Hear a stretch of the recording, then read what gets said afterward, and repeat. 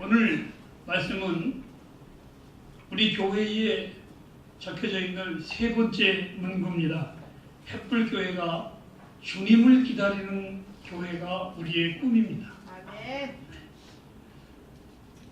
다음 주일날은 사실 네 번째 주제가 없기 때문에 여러분들이 혹시 궁금해하실 것 같은데 제가 미리 제목을 발표하겠습니다.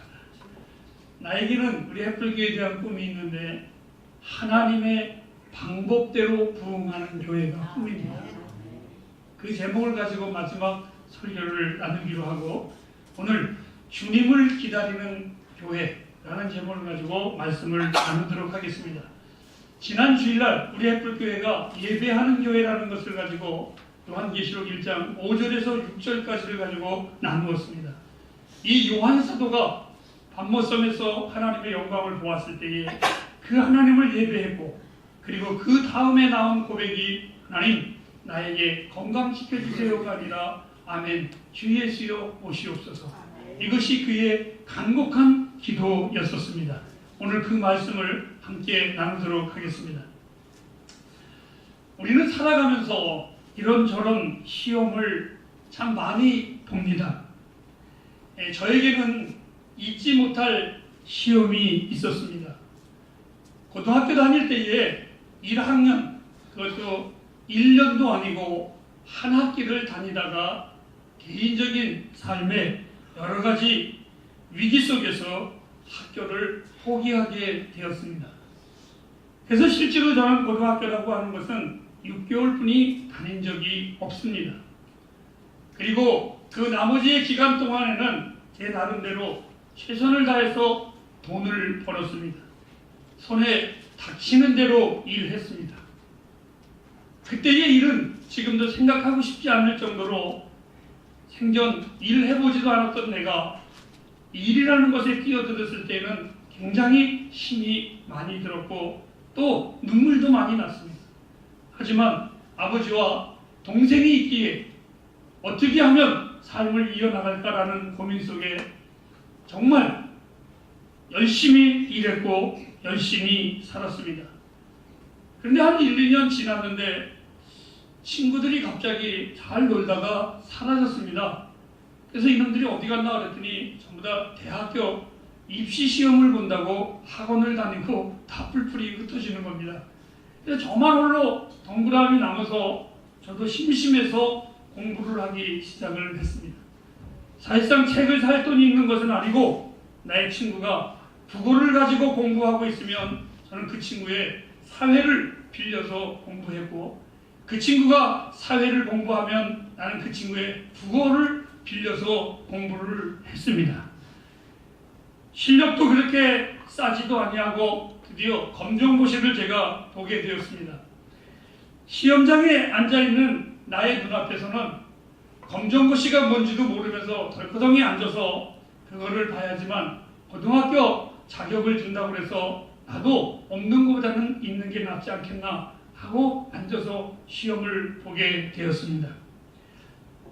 제 눈에 가장 먼저 들어오는 것은 시험장의 커다란 벽시계였었고 그 벽시계는 종료 시간을 향해서 천천히 움직이고 있었습니다.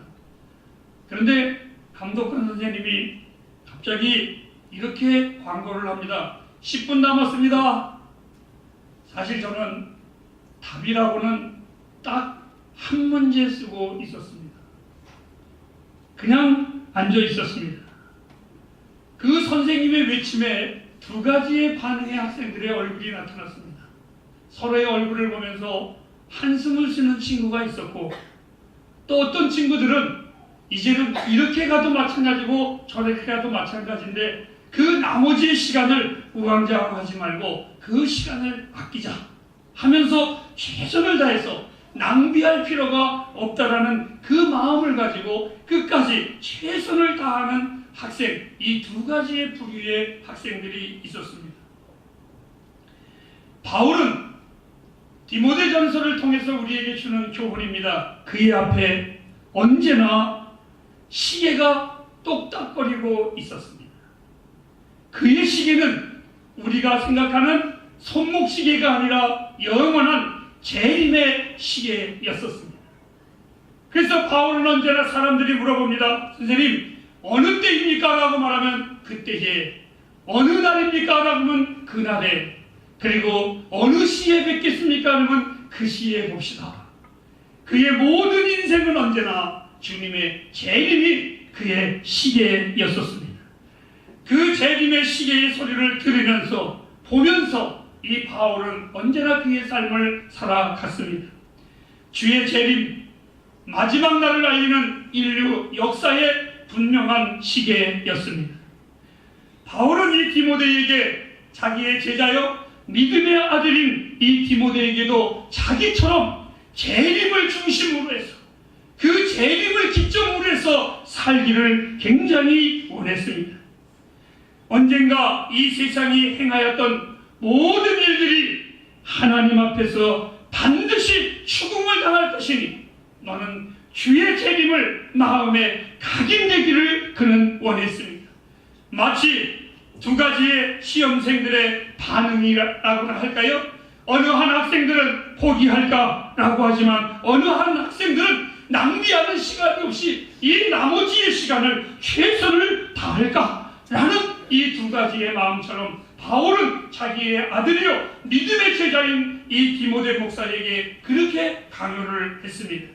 바울은 이 디모데에게 경고합니다. 주님의 날이 다가오고 있는데 디모데야, 내 말을 잊지 말거라. 너는 끝까지 인내하고 계속해서 하나님의 말씀을 가르쳐야 한단다.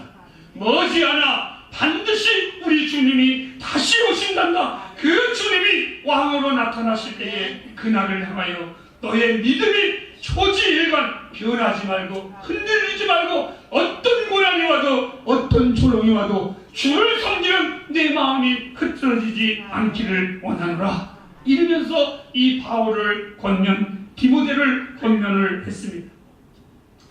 오늘 저와 여러분들이 함께 읽은 본문의 말씀으로 이제 넘어가도록 하겠습니다.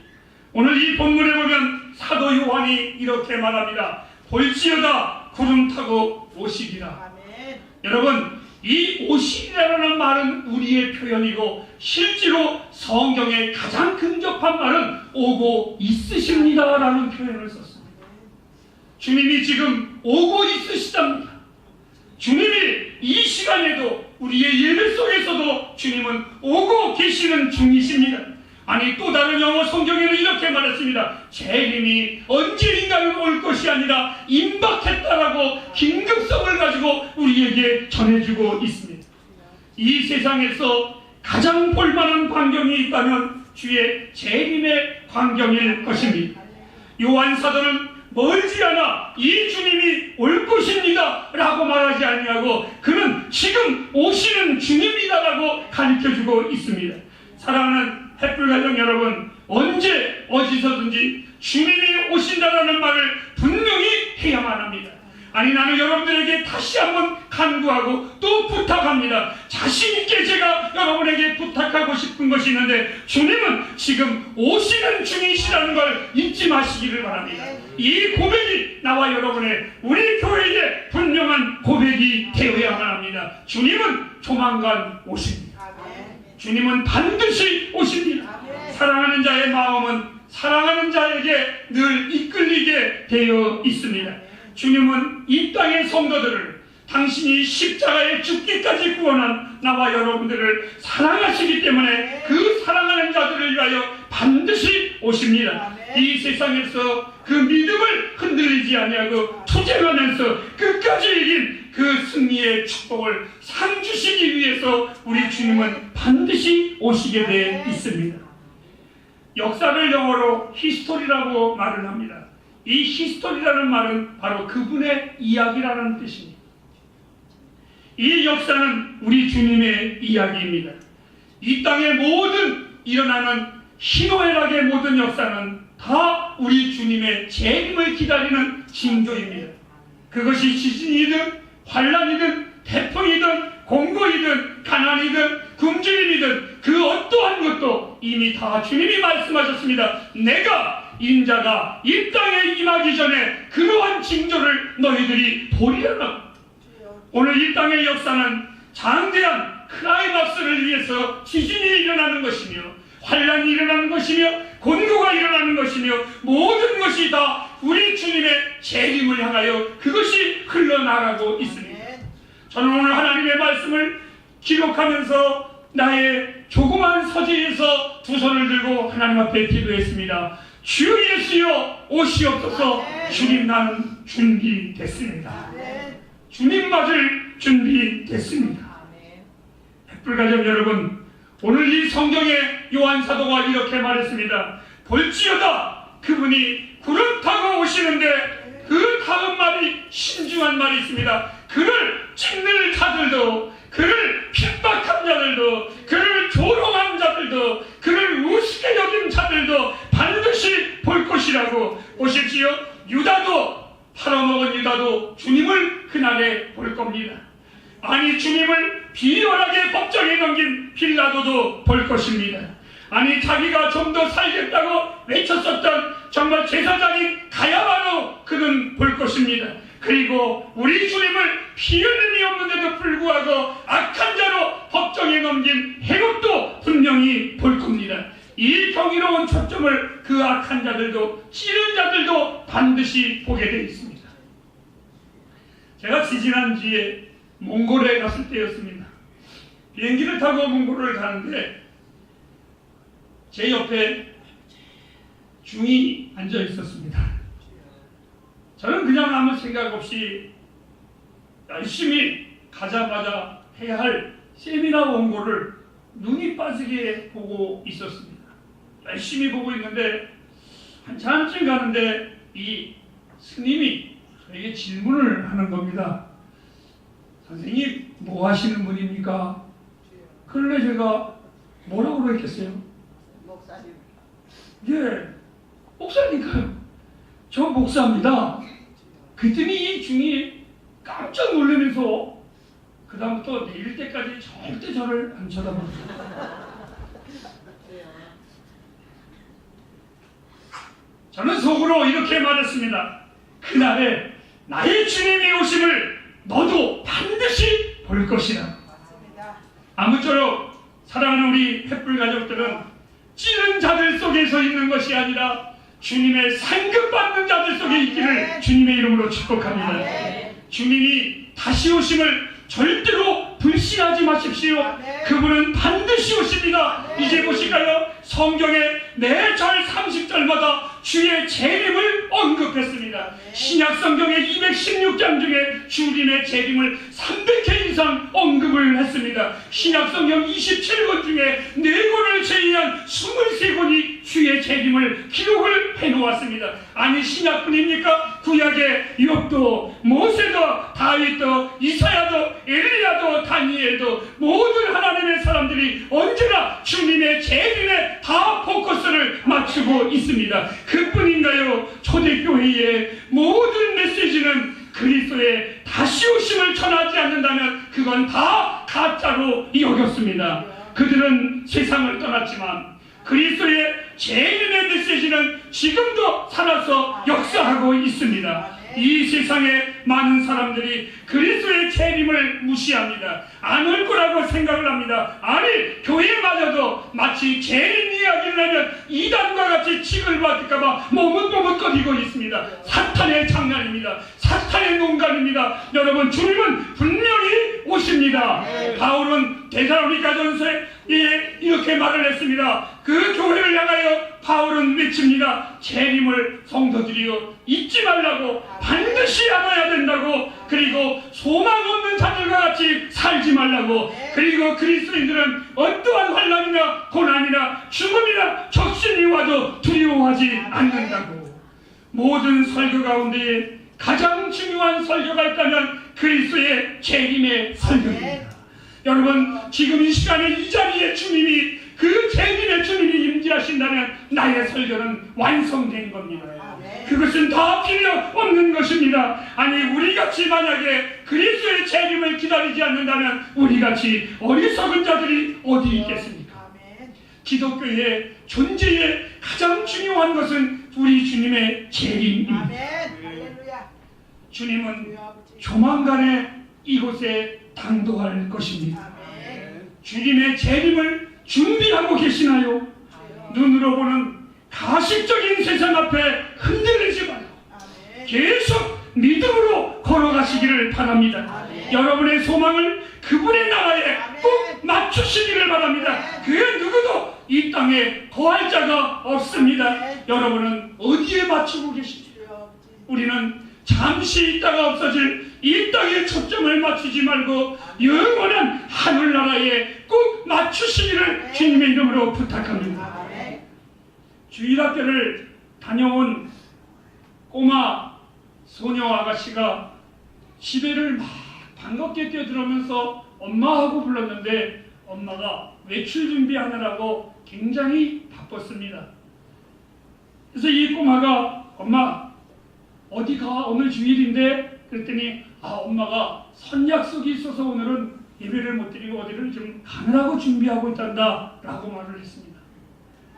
그러면서 이 엄마가 딸에게 왠지 미안했던지 오늘 선생님이 뭘 가르쳐 주시대? 그랬더니 예수님이 다시 오신대 이렇게 얘기를 하시고 그래 예수님 다시 오시지. 근데 이 꼬마아이가 돌아서면서 엄마에게 이렇게 말을 했답니다. 엄마 예수님이 다시 오시는데 엄마는 친구를 만나러 가는데도 준비하고 외출을 하는데도 준비하는데 왜 주님이 오신다라는데 주님 맞을 준비는 안 해? 여러분은 어떠십니까? 주님보다 더 귀한 분은 없습니다. 나에게 구원을 주신 분이 주님 외에는 없습니다. 생명을 주신 분도 주님 외에는 없습니다. 여러분의 눈앞에 있는 이 제일의 시대를 보십시오. 그리고 성경은 말합니다. 세월을 아끼라. 아니 성경의 하늘의 감독관이 오늘 우리에게 외칩니다. 때가 가까웠다고. 아니 내가 시험을 볼 때에 시험 감독관이 10분 남았다라고 말했지만 오늘 이 성경의 감독관은 때가 가까웠느니라. 때가 가까웠느니라. 이렇게 이 성경의 감독은 외치고 있습니다. 사랑하는 여러분, 우리는 이 땅의 이방인입니다. 언제인가는 본향으로 갈 이 땅의 순례자들입니다. 이 땅에서 영원히 잘 먹고 잘 살 것처럼 억지로 우기지 마시기를 바랍니다. 우리 주님 분명히 다시 오십니다. 준비하시기를 바랍니다. 바울은 자기 믿음의 아들 디모데에게 디모데후서 1장 6절에 이렇게 권면을 합니다.